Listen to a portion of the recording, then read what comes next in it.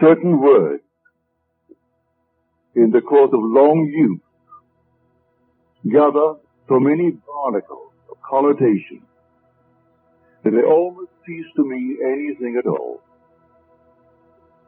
Then the only thing to do is to scrape off the barnacles. Such a word is pure, or pure in heart, for they shall see God. When you read it with the present meaning attached to the word, you wonder which is the more difficult. The condition imposed upon man to see God or seeing God. And that is not the meaning of the word pure. The Greek word kastaros, translated pure, means clear, open, free, unlimited. It is used for a tract of land that has been cleared of trees, therefore free, unobstructed, and, unlimited. Blessed are they whose mental horizon has been so purged, so cleared of the trees of traditional wrong thinking, that they know that God is all and all is God. They are now free from the tyranny of second causes. You do not have to work upon yourself to become pure, to see God. In other words, a pure heart is the consequence, not the condition of seeing God. The moment you see God, your heart is purified of all secondary causes. And you can't turn to the left or the right or to anything in this world, for you'll find the only source of the phenomena of life. Now, the word see, for this is taken from the Greek. The words see and to know are the same word in Greek. Here we are told that if I am pure in heart, and only if I am pure in heart, I will see God. And yet in the same gospel, I am told that no one has ever seen God. The only Son, who is in the bosom of the Father, He has made Him known. Then I am told, no one knows the Son, except the Father. And no one knows the Father, except the Son, and anyone to whom the Son chooses to reveal it. You can take the words see and know, and they're interchangeable. No one has ever seen God. No one knows God. But the Son, who is in the bosom of the Father, He has made Him known. I can tell you the thrill and the shock in store for you when you are revealed as God. I could tell you from now to the ends of time, and I cannot persuade you to the point of real conviction. It takes the Son to convince you. And when the Son stands before you, everything is done. At that moment, you for the first time know God. And you see Him only by knowing Him, because to see and to know are the same in Greek. Now you really know who God is when He stands before you, and even before He calls you Father. You have no doubt in your mind as to who He is and what you're looking at. You know your Son.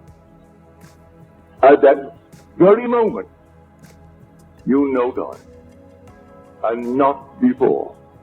You might have heard it, you might have read it, but you are not persuaded to the point of real inner conviction until you know it in this manner.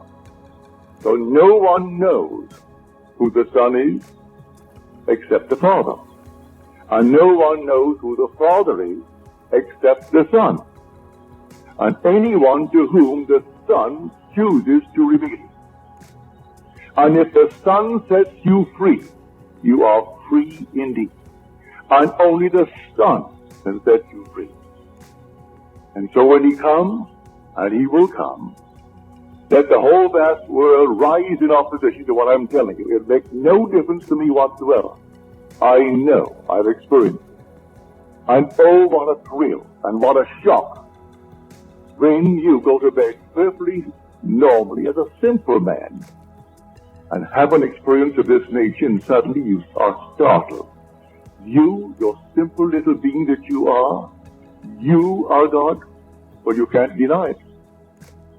His Son stood before you, and he had no other father. You are his father. And when you have it, then you and I must be one. And when the whole vast world has it, we must be a unity. We must be that unity spoken of in Scripture as the Elohim.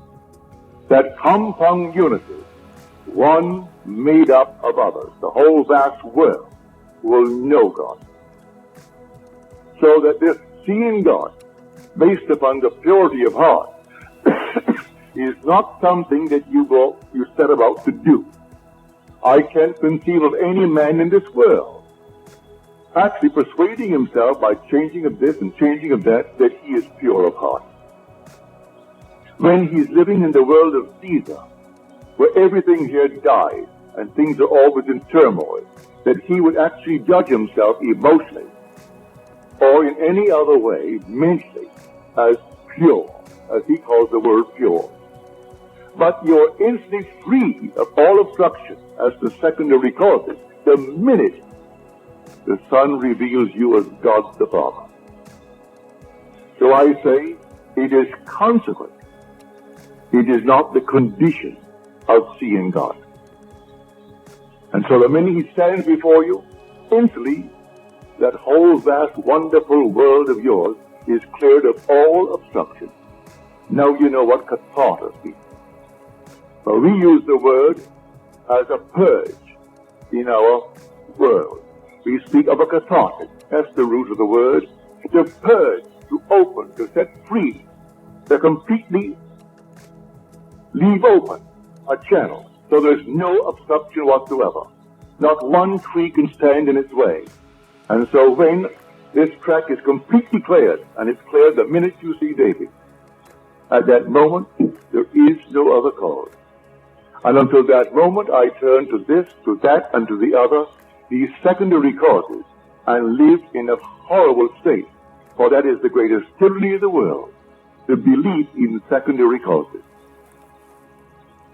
So here, the word pure, let no one frighten you that you've got to set about to purify yourself as the world thinks that is pure. Because who knows the secrets of a man but the spirit of a man? So who can look at a man and say he's a pure man? How does he know he's a pure man? By his standard of purity, no man is, including himself. But by scriptural standards, the minute you see David, and David reveals you as God the Father, then all the trees, all the obstructions, everything in your world that came between you and self disappear, and you're the only cause of the phenomena of your life. And you go through life now, simply bringing into your world the things that you would like to entertain in your world. No matter how difficult it seems to be, you see it, you know there's only one cause, and so you simply rearrange the thing you see. You don't throw it away. You don't discard it. You rearrange it, and in your mind's eye, you re-photograph the image. And re-photograph the image, and let life develop that negative and produce it on the screen of space, and it will. So here, blessed are the pure in heart, that sixth beatitude, which seems so difficult to most people to interpret. And I haven't found one interpretation in Scripture. All the commentaries, I haven't found one that will go back to the root and show us exactly what it is. I have what is considered the grandfather of all interpretation, which is the interpreter's Bible. They do not touch it. They will admit it's the most difficult of the Beatitudes, this sixth one. But they can't touch it unless you go back to the root, unless you have the actual experience of what it means to actually purify and take all the creeds out of man's mind, purify the mind. And it can't be done until he stands before you. And you know, without any doubt, who you really are. When you know who you are, there is no secondary cause. None whatsoever. And then comes the vision. Here my wife gave me a vision 2 months ago. There was no occasion to tell it, but it would fit. He said we were in this fantastic, magnificent, enormous apartment in a palace. And we were the gateway into a new age. But the age in which we were was a police state. And we were constantly being searched, but we were not molested. We were completely free, not one little bit ever happened to us. But a palatial place with a full complement of servants. And while the vision lasted, he seemed to know these people. The servants in the kitchen, the servants in the other areas of the enormous apartment, the butler, the private secretary, all seemed to know us, and we knew them. But our position was the gateway into freedom from the place of complete slavery, like behind the Iron Curtain. And when the searchers came, they came, and our guests, we always entertained guests for dinner. Not more than 6, therefore they made 8 of us, she and I, and the 6 who came as our guests. And I would explain to them the way of escape. I would tell them the one and only way into freedom. But strangely enough, as I was telling them about the way into freedom, they were already simultaneously at that moment, I am telling them, and they were already at their destination. See, it was the strangest experience here. You're explaining to them the way of salvation, the way of freedom. And yet at that moment, they were already, although physically present before us, they were already at their destination. And when these people came to investigate all the searches, they simply left and went to their quarters, their rooms, behind these panel doors and these tapestries. And they never touched us, but they came and they never found anyone. No one could ever touch anyone who came to us. And strangely enough, he said, as it all took place so naturally, I knew that it was all organized and actually directed from above. That we were the gateway, explaining the way. But from above, everything was organized, and there it was directed. For anyone who came to us for the escape were brought to us by those who directed the whole thing from above. Here is a true picture. No one comes unto me save my Father calls, though I and my Father are one. But that depth of my own being does not let the conscious surface mind know who he is calling and when he is calling. Rarely will he let me know that this one is coming, and he comes in a month, he comes sometimes in a year. But they will tell when to expect him. But normally I am not advised as to when, but the one who speaks it all is my own being, is from the depth of my own soul, who is telling me. And he will come, or she will come, or they will come. And sometimes they are even late in the coming. But the Father is not wrong, because man still is free not to come. In my own case, when a friend of mine who was just 1 year short of graduating from Fordham University as a Catholic priest, he inherited $2 million and proceeded to lose the entire thing in 1 year on Wall Street. All that he saved was some beautiful paintings that his father left him, and an old Packard old Packard car. He should have burned the thing up. But when he would sleep on the park bench because he had no money, he paid $10 a month rent, storage, for the car to be out of the weather. But he lost his $2 million because he did that. When he told me he met a man that I would enjoy meeting. And this man, he thinks, would like to meet me. He thinks we had much in common. Well, because he told me I wouldn't go near the man. I postponed going near my friend Abdullah for 6 months. And then I ran out of excuses. I had no other excuse to give him. And this Sunday night, I said, all right, Dave, I'll go with you. And so I went with him. I came through the door and took the first chair, and the meeting had just begun. And Abdullah broke the meeting as he started to talk to those who were present. He broke the meeting and he came over to me and called me by name. He said, Neville, you are late. You are 6 months late. And I said to him, well, I've never seen you before, and I had no appointment to see you, so how could I be 6 months late? He said, the brothers told me you were coming, and to expect you, and that's 6 months ago. Well, it was 6 months ago, and I postponed it and postponed it and postponed it because I had no trust in his judgment of anything that would interest me. Because the man in my eyes was a failure, a complete failure, and I judged by appearances. And he tried to get me to come to meet a man that really was very influential in my life. So I know from my own experience when it actually happened to me, when someone is coming into my world, I know, and they too may delay. They may have certain little barriers, little trees to overcome. But the real overcoming of all the things is when it is revealed to you who you really are. Then all the things that obstructed your view up to that moment, they vanish completely. So that it is not something you've got to make happen in order to see God.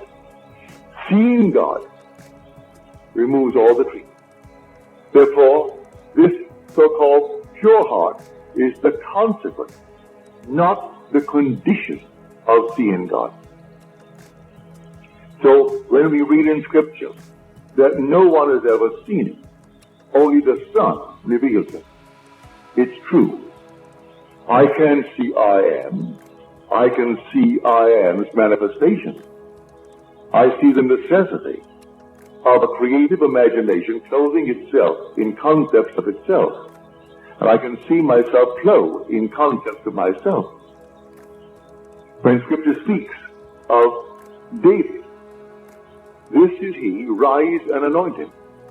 And then the Spirit of God came mightily upon David from that day forward. What does it mean?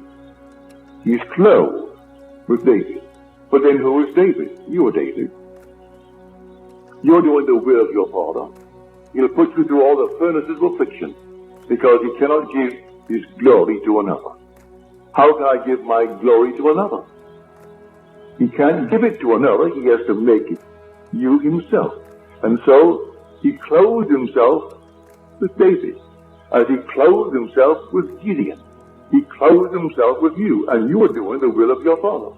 So I have found in David, the son of Jesse, which is I am, a man after my own heart, who will do all my will. You are doing your Father's will. But everything that you've imagined, you're doing it. And when you look into the world and you don't like what you are seeing, don't. Maybe you haven't cleared it yet, because you're not completely cleared of obstruction until you know God. When you know Him, because the Son reveals Him, then you know God and you have no obstruction. Until then, there are still secondary causes. And you will say, well, now, he did it, or she did it, or they did it, all the conditions did it. Today we have a depression. We have a recession. We have unemployment. And so we turn to all these secondary causes for our present restriction or failure. And it isn't that at all. Someone is ill, and they blame a condition. It's not the thing at all.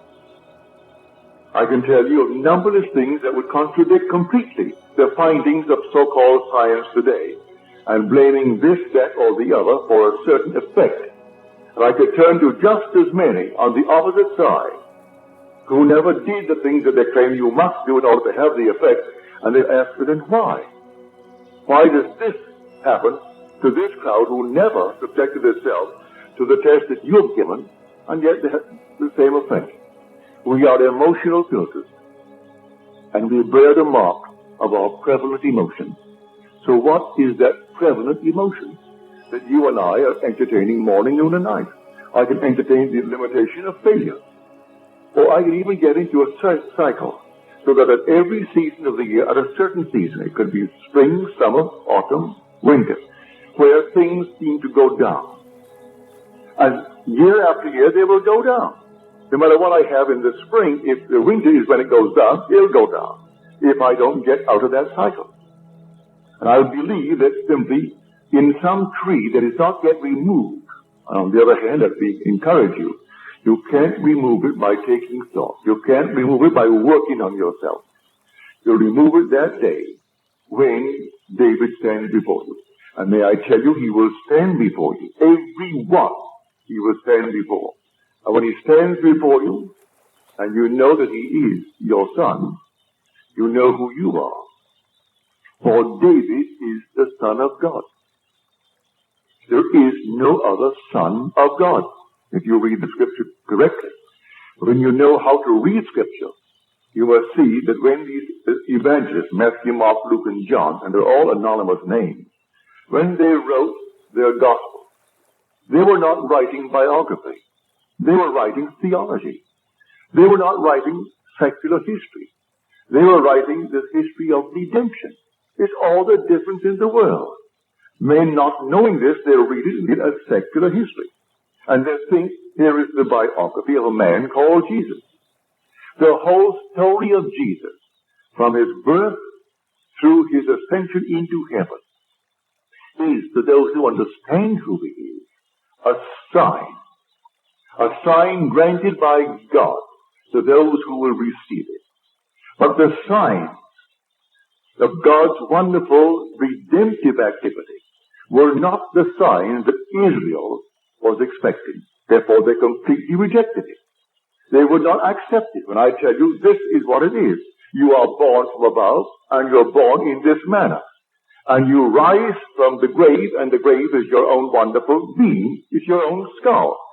Then, if you don't believe that because of the trees of false teaching, well, then you'll reject it. I'm telling you the truth.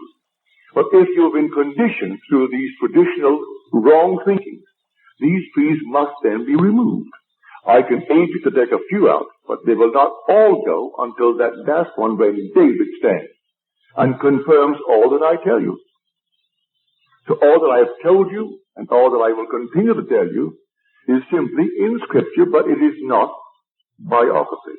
It's theology. It's simply the knowledge of God and God's way of redemption. That's the entire story. But if I take it as the world takes it, as biography, and simply secular history, well, then I miss the point completely. So, you will see God. And when you see him, you will say within your heart, well, I didn't think myself qualified. For you don't feel any change. You're so capable of a violent act the very next day if someone should injure the one you love. If someone this very night injured my daughter, or my wife, or those that I love, I am quite capable of the most violent act. And yet I am free of these trees of traditional wrong thinking. And that means I am pure in heart. But I make no claim to the purity based upon man's concept of purity. Has nothing to do with any purity as the world thinks it. He turned to the harlot and said that the one who has no sin, let him cast the first stone. And from the oldest to the youngest, they all left, because none felt within themselves good enough to cast the stone. Because he interpreted the entire story as a psychological story. That if you lust after a person, well, the act has already been committed. You may restrain the impulse, but he tells you that isn't good enough. But then who on the earth could stand before me and tell me he's never had the impulse? Unless he was castrated at the time he was born. And then he doesn't even know, so he could restrain nothing. He has nothing to restrain. If he was removed at birth from the possibility of lusting, but if he was not removed at birth from that possibility, let him stand before me and tell me that he is never lusty. And I will say, well, you're a liar. As far as I'm concerned, you're a liar. Whether you be male or female. And so, that you've never had the impulse to get even. Don't tell me you haven't.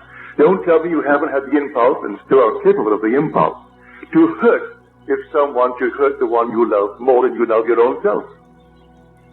And yet, you are pure in heart the day you see David. For the minute you see him, you know the whole vast world has collapsed as far as you are concerned. The whole thing has collapsed. And now you no longer can turn to this, that, and the other and blame it or praise it for anything that's happening in your world. You are simply within yourself. You are God himself. You are the God creating good, bad, and indifferent in your world. A friend of mine in the audience tonight, he said, I had this vivid dream. My wife and I, and here we are, and the world is coming to an end. The whole thing is coming to an end. It began to shake. A wind, the unearthly wind came up, and then the rain like a flood, and then the earth is shaking. And I said to myself, well, the earth has gone out of orbit. I wasn't afraid of death, and my wife, she wasn't afraid of death. But I thought the whole thing was simply coming apart and coming to an end. That's a wonderful adumbration. Read it in the 13th chapter of Mark. Read it in Matthew. You see these buildings? Not one stone will be left standing upon the other, but it will be turned down. That's when the Son of Man is coming. That's the end of the age. Well, in your case, you had a most wonderful adumbration. And you're not given these adumbrations when you're far removed from the actual event. And this thing happens to you, be watchful. It's coming. This is simply a foreshadowing. In a not altogether, I was conclusive way, no, the way you saw it. But when it happens, when the whole thing collapses, and the ideas by which you lived in the past, you no longer can live by them. You just can't live by them. Nothing external, the whole thing is internal. The whole drama of life is a psychological drama. And now you know it. So your vision is perfectly marvelous, perfectly wonderful. Others are finding themselves interwoven in their lives. 2 and 3 and 4 together, all interwoven as though this thing has been going on and going on over and over again. It has been going on. Before the world was, we were one, and yet individualized. We were brothers, greatly in love, a love beyond the wildest dream of man. And we deliberately and purposely came down into this world of horror for a purpose. And as the poet says, when we are so curious about why are we here, he said, be patient. Our playwright will show in some 5th act what this wild drama means. So here we have it in 4 acts, like the 4 corners of the universe. Wait, be patient. In some 5th act, he's going to show what the wild drama means. And it will be beyond the wildest dream of man, the glory that comes out of the horror to which we go here. What has to it? You and I agreed to dream in concert, and we haven't violated that place. We still dream in concert. So we can share the same room, share the same events, see them a little bit differently because through different eyes, but the same event. You see it just a little shade differently. So when you read Scripture, don't take anything for granted. For this simple little statement, I've heard so many ministers from the pulpit take that 6th beatitude, and they made, the strangest thing out of it. They frightened the people to death. But they went through that door after the service, and they wondered how on earth would I ever see God. For they knew in the depths of their soul, if they had to be pure, as he pointed out what you had to be, well then you could never see God. But you'll never see him, say you see him through the sun, because you are spirit. You don't look into the mirror and see God. You see him in his Son. Thou art my Son. Today I have begotten thee. And as you're told, if scholars are not convinced that the 2nd Psalm is that of David, but read the 4th chapter of the book of Acts. And you say, O sovereign Lord, creator of the heavens and the earth and the seas and all therein, who by the mouth of our father David, thy son, did say, then he quotes the second psalm. If you want any confirmation as to who actually wrote that second psalm, read the 4th chapter of the book of Acts, which is written by the author of the book of Luke. And in the book of Luke, you read the words in the 20th chapter. Why did David in the Spirit call him Lord? If David does call him Lord, how can he be David's son? For in calling him Lord, he confessed he was his father, not his son. And now this is written by the Son, as told us in the 4th chapter of Acts, and first revealed in the 2nd chapter of the book of Psalms. And I will tell of the decree of the Lord. He said unto me, Thou art my son. Today I have begotten thee. So here the drama is really in you. The whole drama is in every individual in this world. And it simply only unfolds in man. And when it unfolds in man, what in this world is worth more than the unfolding of the drama in you? If you own the whole vast world, you wouldn't leave it. For this will all vanish anyway. So what does it matter if you own the whole thing? But one thing they can't take from you is the being that you really are. That essential being is God. But if you don't know it, well then it's like a fabulous fortune of which you are totally unaware. Therefore it is non-existent. It means nothing to you if you're totally unaware of it. But when you are aware through the Son that you are God the Father, then you are set free. For if the Son sets you free, you are free indeed. Now he said, I will be with you a little longer, and then I go to him who sent me. Yet he who sent me has never left me. He and I are one. Oh, do show us, oh Lord, show us the Father. I have been so long with you, and yet you do not know me, Philip. He who has seen me has seen the Father. If you see me. But then who are you who is speaking? At one moment, if you read Scripture properly, he is speaking in the capacity of the Son, therefore David is speaking. At another moment, he is speaking in the capacity of Father, and therefore it is the invisible Spirit speaking. But no one has ever seen him. Who could say he's seen him? Until you see him in spirit, you can't see him here. All these are masks.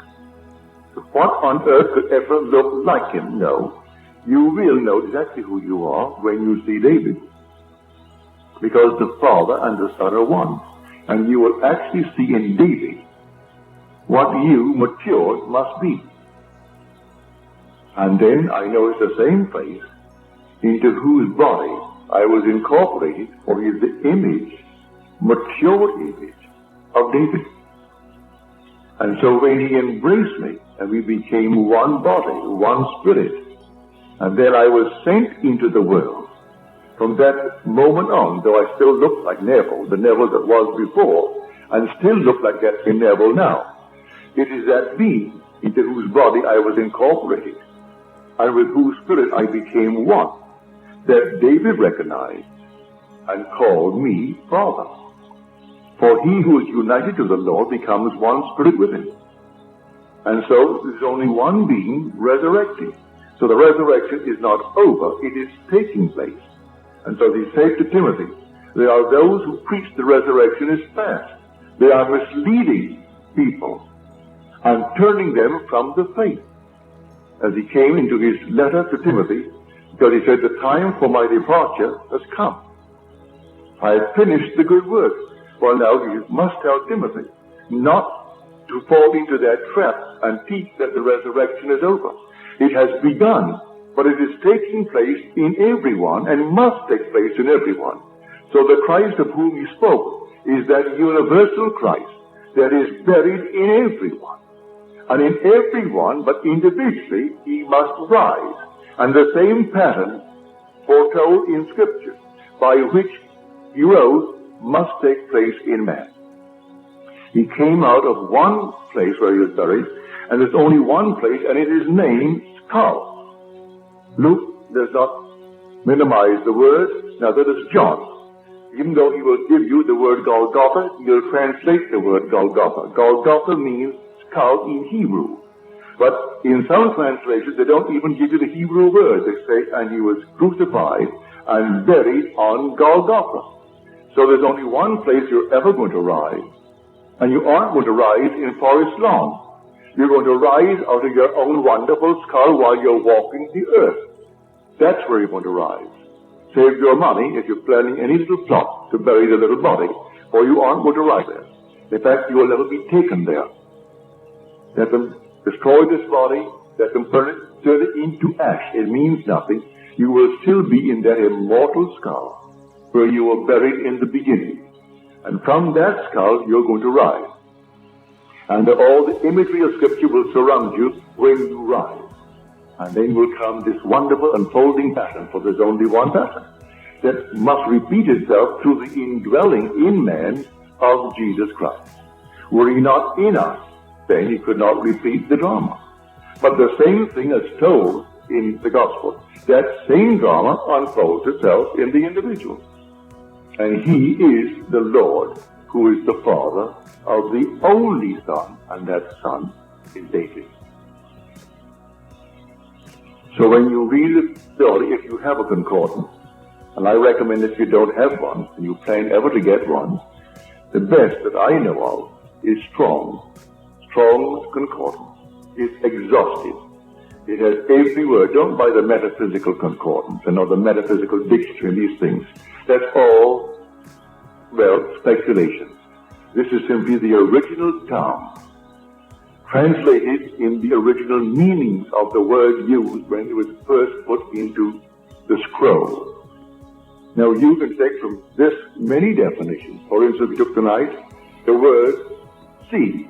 Well, one definition given in concordance, in Strong's concordance, is to show self, to experience. Well, to experience, David, is to see. But you must experience it. Not hearsay, it must be an experience. So that is to see. And so he who sees the Son, then knows the Father. If you knew me, you would have known my Father. And yet I and my Father are one. So, to experience David is to know God. And you know God as the Father of the one that you are now looking at.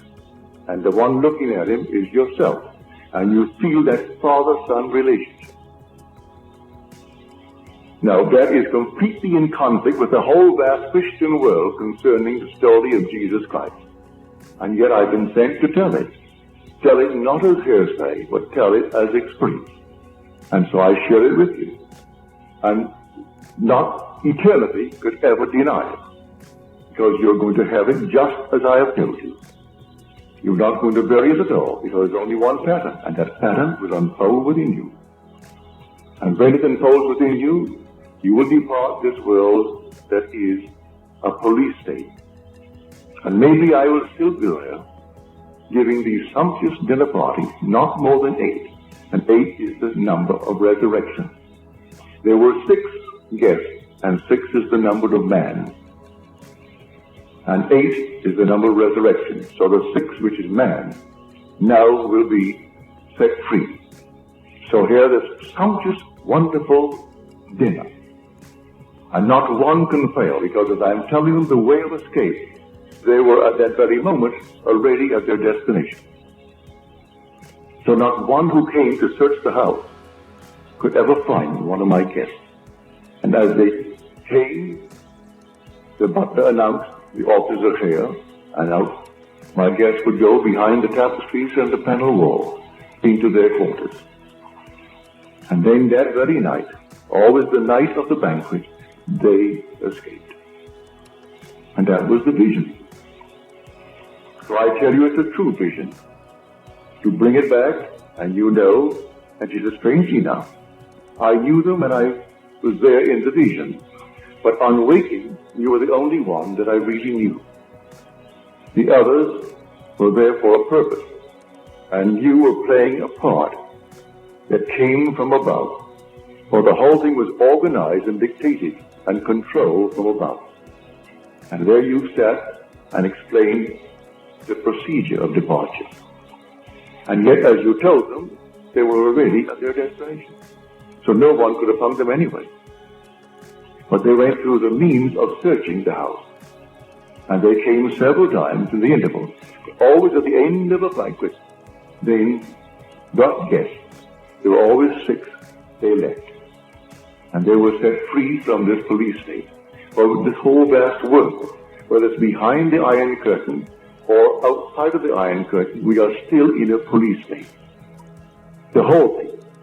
And it's an escape from this world, this age, into that age, where I played the part of the gateway, explaining how it's done. Well, I'm explaining it now to you how it's done. You are here dreaming the dream of life.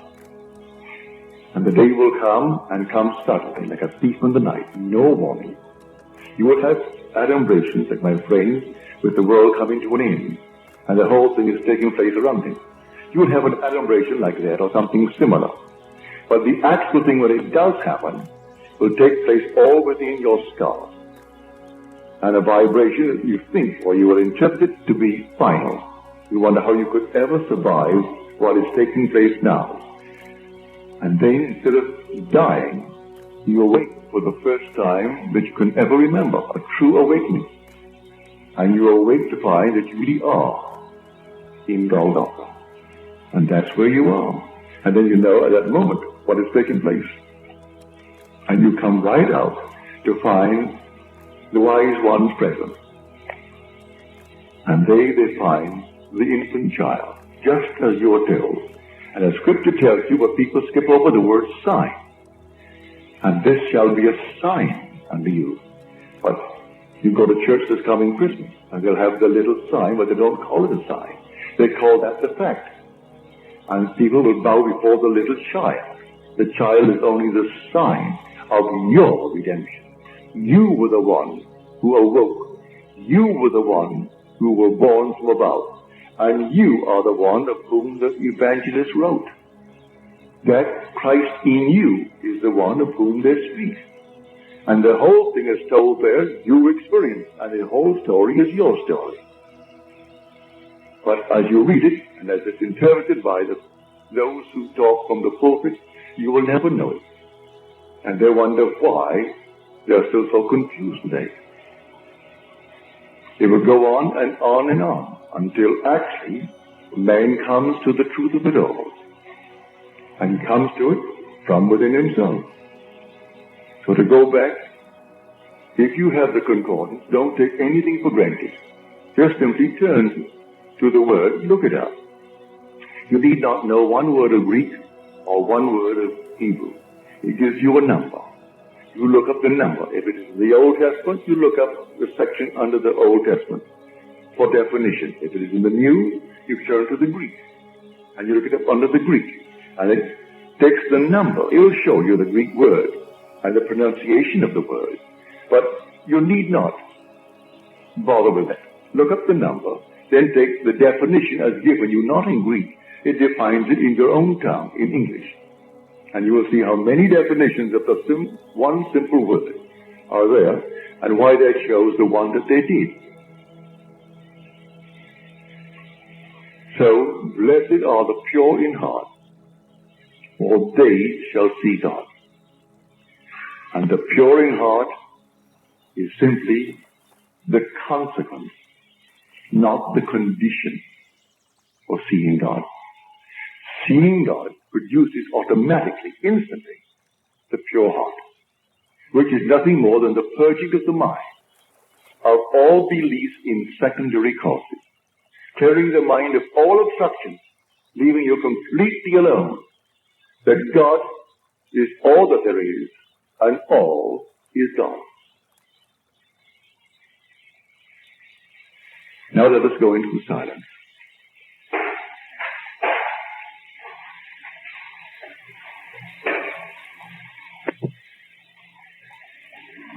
Another friend who was here tonight, she said she heard a voice, didn't see anyone, saw nothing, just the voice. The voice said to her, you will be called and sent, and you will not return. You will be sent into, well, that's scripture. You will be sent while you are here. You have a long time here. But you will not return, not only here, but return to this age, whether it's beyond the so-called grave or not. You will not return to this world, terrestrial world. But you'll be saints and prayers, but you're told that in Scripture. And they came back to the 70, but they're all sent out into